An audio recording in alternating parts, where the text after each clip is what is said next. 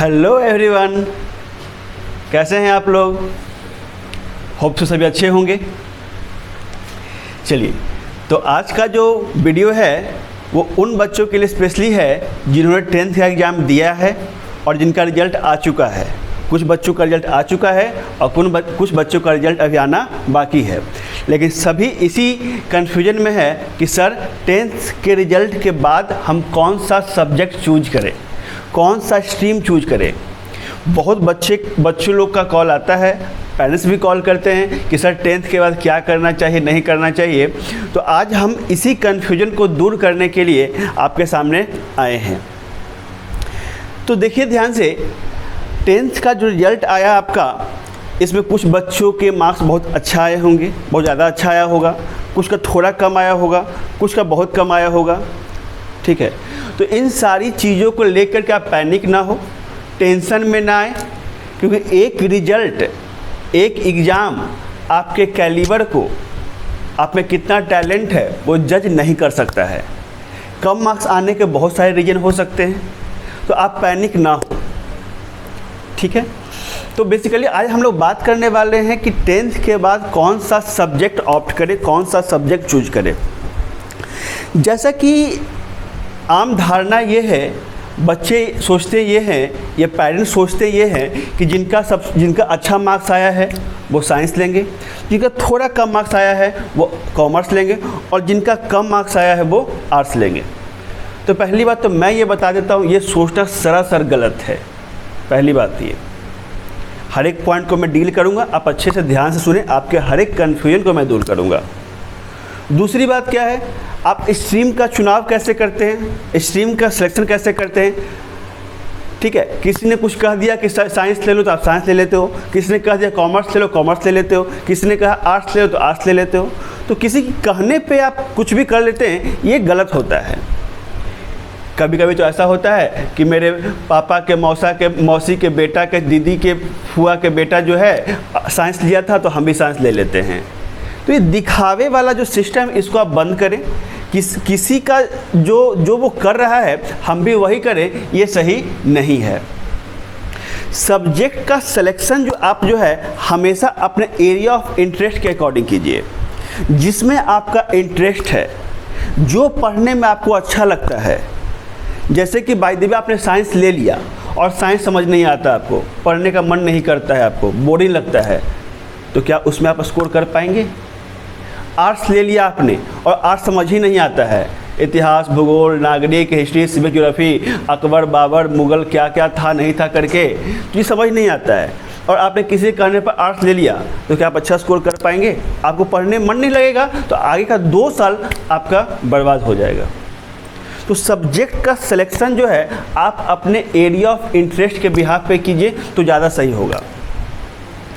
कुछ बच्चे ऐसा कि सर 10th में मार्क्स कम आ गया सर, ठीक है, तो मैं साइंस नहीं लूँगा सर। ये कहना गलत है। मैं बोल रहा हूँ आपको कि मार्क्स कम आना ये बहुत सारे कंडीशन पर डिपेंड करता है। तो इसको लेकर के आप सब्जेक्ट के सिलेक्शन में कंफ्यूज ना हो। ठीक है, ऐसा हो सकता है कि आपका कोई सब्जेक्ट बहुत फेवरेट रहा हो, सपोज है कि आपका हिस्ट्री बहुत अच्छा रहा हो, मान लेते हैं, और जब आपने एग्ज़ाम दिया हिस्ट्री में कम मार्क्स आ गया, तो इसका मतलब क्या, आपको हिस्ट्री नहीं आता था, लेकिन कम मार्क्स आने के पीछे बहुत सारे रीज़न हो सकते हैं, तो वो आप दिमाग में ना लाएं। एक सिंपल सी घटना मुझे याद आती है, वो करंट इसी ईयर की घटना है। एक स्टूडेंट ने मुझे इस बार एक मैसेज किया कि सर जो मेरा मैथ में जो है 96 मार्क्स आया। तो मैंने ठीक है, 96 मार्क्स आया, कांग्रेट्स, अच्छी बात। उसने बोला सर बहुत खुशी हो रही है। तो खुशी वाली बात थी, अब 90 मार्क्स लाया आपने, अप्रॉक्स 100 के अप्रॉक्स है, तो खुशी वाली बात ही है। तो उसने बोला क्या कि सर खुशी इस बात की हो रही है कि जब मैं 10th में था तो मुझे मैथ में 46 मार्क्स आए थे। घर वाले, रिलेटिव, बहुत लोगों ने कहा कि तुम मैथ नहीं लो, साइंस नहीं लो, लेकिन फिर भी मेरा एरिया ऑफ इंटरेस्ट साइंस था सर, इसलिए मैंने मैथ लिया और आगे बढ़ा। ठीक है, और इस बार जो है जब मैंने एग्ज़ाम दिया तो मैथ में 96 मार्क्स लाया, ये आपके कारण हुआ। ठीक है। तो ये इस मेरे कारण की तो कोई बात ही नहीं है, उस बच्चे की मेहनत थी, इसलिए उसका मार्क्स 96 आया, उसने अच्छा किया। तो इस एग्जाम्पल के माध्यम से मैं आपको ये समझाना चाह रहा हूँ कि देखिए उस बच्चे का मार्क्स 46 था, ठीक है। तो कायदे से देखा जाए तो उसको जो है लेना चाहिए था क्या, आर्ट्स या कॉमर्स, लेकिन उसने अपने एरिया ऑफ इंटरेस्ट को ध्यान में रख कर उसने साइंस लिया और मैथ में जाकर देखे 96 मार्क्स लाया। तो इससे समझ ही आता है कि अगर आप एरिया ऑफ इंटरेस्ट आपका सही है तो आप अभी में भी आपका मार्क्स कम है, लेकिन इन फ्यूचर में आप अच्छा ज़रूर कर पाएंगे। एक एग्जांपल और मैं देता हूं आपको। जैसे बहुत लोगों की धारणा ये है कि जिसका कम मार्क्स है वो आर्ट्स ले। तो मैं अगर इंडिया लेवल की बात करूं तो one of the toughest exam of the India is UPSC. UPSC का एग्ज़ाम बहुत टफ माना जाता है, लेकिन आप देखेंगे तो यूपीएससी के एग्ज़ाम में क्वेश्चन कहाँ से पूछे जाते हैं, तो मोस्टली क्वेश्चन जो है आपको जो है उसमें आर्ट्स पोर्शन से पूछे जाते हैं। तो आर्ट्स भी इम्पॉर्टेंट है। तो मैं आपको यही समझाना चाह रहा हूँ कि सब्जेक्ट और स्ट्रीम का सिलेक्शन आप अपने इंटरेस्ट पे लें, ना कि पेरेंट्स के इंटरेस्ट पे, ना तो रिलेटिव के इंटरेस्ट पे, और ना ही मार्क्स के इंटरेस्ट पे, ठीक है। इसमें एक बात और मैं आपको जोड़ना चाहता हूँ कि साइंस का मतलब क्या। जैसे कुछ बच्चों का क्वेश्चन रहता है, बहुत सारे बच्चे साइंस लेते रहते हैं, तो मतलब कि सर साइंस मीन्स क्या। तो देखिए बेसिकली देखा है 3 स्ट्रीम है, एक साइंस है, एक कॉमर्स है, एक आर्ट्स है।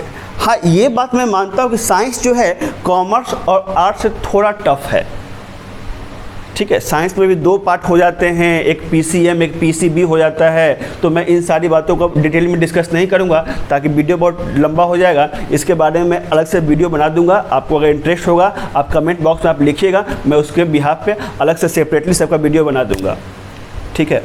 तो मैं ये बोलना चाह रहा था फिलहाल कि साइंस, आर्ट्स और कॉमर्स में हाँ साइंस थोड़ा टफ पड़ता है, ठीक है, लेकिन तो थोड़ा टफ पड़ता है, लेकिन देखा जाए तो साइंस में अपॉर्चुनिटी जो है वो कॉमर्स और आर्ट्स से थोड़ा ज़्यादा है।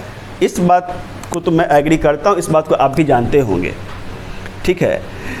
साइंस में एक बात यह है कि साइंस जो बच्चा लेता है, जैसे साइंस के बारे में हम एक बात कहते हैं कि science is a method. Science एक मेथड है। सब्जेक्ट के बारे में बात करो, स्ट्रीम के बारे में बात करो, तो साइंस इज अ मेथड और stream by which you can develop your mind. जो बच्चे साइंस लेते हैं उनका माइंड जो है कॉमर्स और आर्ट्स वाले बच्चों की तुलना में थोड़ा डेवलप्ड होता है, थोड़ा ज़्यादा एक्सरसाइज करते रहते हैं, क्योंकि उसमें थोड़ा प्रॉब्लम प्रैक्टिस ज़्यादा करना होता है, तो थोड़ा सा दिमाग थोड़ा ज़्यादा डेवलप्ड रहता है, ठीक है। इसका मतलब ये नहीं कि आप साइंस ही लेंगे, ठीक है। मैं बार बार इस बात को दोहरा रहा हूँ कि आप सब्जेक्ट का सिलेक्शन अपने इंटरेस्ट पे लें। आपका इंटरेस्ट जिस सब्जेक्ट में है उसी सब्जेक्ट में आप आगे बढ़ें। मैं वादा करता हूँ कि आप बहुत अच्छा करेंगे। एक सिंपल सी बात करें ना, मान के चलिए सपोज डैट कि सचिन तेंदुलकर को कहा जाता कि तुम गाना गाओ, तो क्या वो गाने में अच्छा कर लेता क्या? या बाय द वे किसी मैं बात करता लता मंगेशकर को कि तुम बैटिंग करो, क्रिकेट में जाओ, तो क्या अच्छा कर लेती क्या? तो जिसको जिसमें इंटरेस्ट होता है वो काम करते हैं तो ज़्यादा अच्छा कर पाते हैं। तो सब्जेक्ट का सिलेक्शन अपने इंटरेस्ट के बिहाफ पे करें, किसी के कहने पे ना करें, ठीक है। अभी देखा जाए मैं बात करूं तो अभी आपका ये क्या है, इनिशियल पॉइंट। अभी जहां पे आप हैं अभी आप इनिशियल पॉइंट है।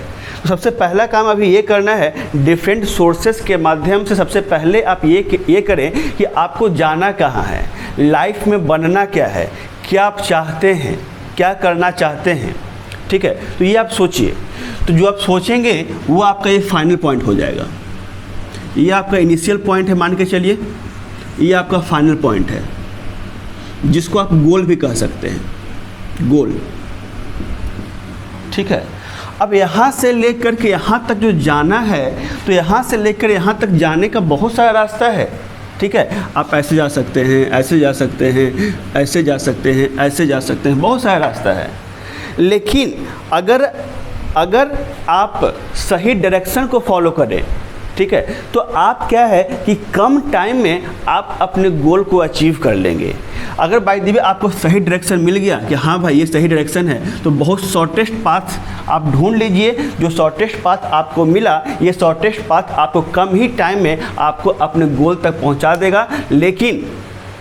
लेकिन अगर आप रास्ते का सिलेक्शन गलत कर लिए, ठीक है, आपको जाना तो ये है, लेकिन अगर आपने इसको चूज कर लिया, इसको चूज कर लिया, पहुँचेंगे तो सही, लेकिन आपको जाने में बहुत ज़्यादा वक्त लग जाएगा, बहुत ज़्यादा टाइम बर्बाद हो जाएगा आपका। और टाइम बर्बाद होता है कैरियर में, ऐसा देखा गया कि जैसे जैसे टाइम बर्बाद होता है वैसे वैसे फ्रस्ट्रेशन ज़्यादा आता है, ठीक है। तो उन सारी बातों को डिस्कशन नहीं करेंगे। मेन पोर्शन ये है कि स्ट्रीम का सिलेक्शन कैसे करें। तो स्ट्रीम का सिलेक्शन आप अपने गोल को देख कर कीजिए, आप अपने एरिया ऑफ इंटरेस्ट को देख करके कीजिए, ठीक है। तो आज के वीडियो में इतना ही। आपको और भी कुछ जानना होगा तो आप उसको कमेंट बॉक्स में लिख देंगे, मैं उस पर सेपरेट अलग से वीडियो बना दूंगा। और आपको अगर कैरियर को लेकर कुछ भी आपको हमसे बात करना हो, कुछ इन्फॉर्मेशन चाहिए, क्या करना है, नहीं करना है, कैसे करना है, तो डिस्क्रिप्शन बॉक्स में एक नंबर लिखा हुआ होगा, उस नंबर पे या तो व्हाट्सएप कर सकते हैं, मैसेज कर सकते हैं, या आप कॉल भी कर सकते हैं। हम आपकी समस्या को समाधान करने की कोशिश करेंगे, ठीक है। तो इसी वादे के साथ मिलते हैं नेक्स्ट वीडियो में कि आप हंसते रहेंगे, मुस्कुराते रहेंगे, स्वस्थ रहिए, अच्छे से रहिए, अपना ख्याल रखिए। तब तक के लिए tata, bye bye, take care.